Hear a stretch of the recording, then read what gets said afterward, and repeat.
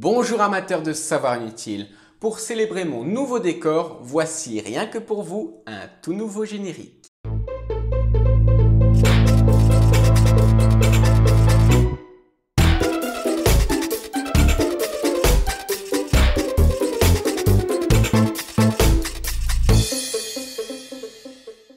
On va voir ensemble un objet mathématique très simple dans sa façon d'être, mais qui cache pas mal de surprises.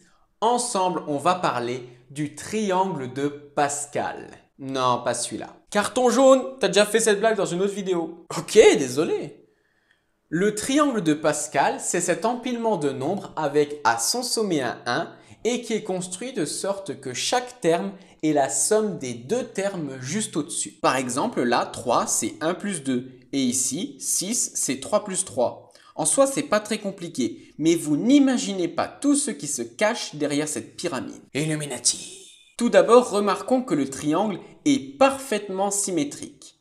Bon, d'accord, comme propriété, c'est nul, surtout que c'est un peu évident. Une qui est bien utile en revanche, c'est celle-ci. Je sais pas si vous vous souvenez des identités remarquables au collège, notamment a plus b au carré, c'est a au carré plus 2ab plus b au carré. Remplacez a et b par n'importe quelle valeur et vous verrez que ça tombera forcément juste. Et bien ces mêmes identités existent aussi pour a plus b au cube. Pour la connaître, il suffit de tout développer en disant que c'est a plus b fois a plus b au carré. Vous pouvez aussi vérifier que a plus b à la puissance 4, c'est ça. Ça vous dit rien ces nombres? Eh oui, c'est les coefficients du triangle. De façon générale, si on numérote toutes les lignes à partir de 0, a plus b à la puissance n, c'est les coefficients de la nème ligne. On démarre avec a à la puissance n et b à la puissance 0. Puis à chaque terme, on diminue de 1 la puissance de a et on augmente celle de b. Avouez, c'est quand même plus pratique que de tout développer.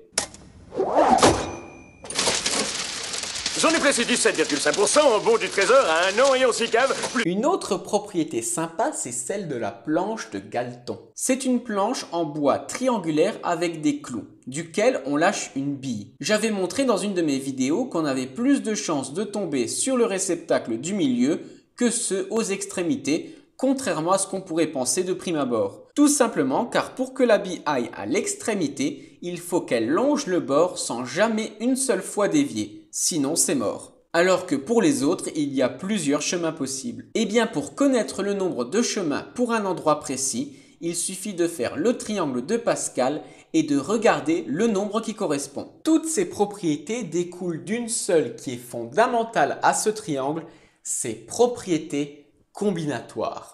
Je vais vous montrer avec un exemple. Supposons que vous vouliez former une super équipe de 3 personnes et que vous ayez à disposition 5 volontaires. Combien d'équipes différentes pourrez-vous faire?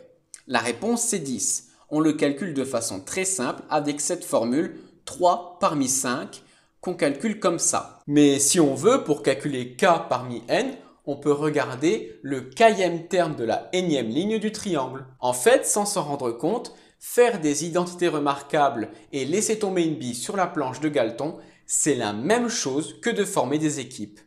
Enfin, une dernière propriété de ce triangle, la somme des termes de la nème ligne fait exactement 2 puissance n.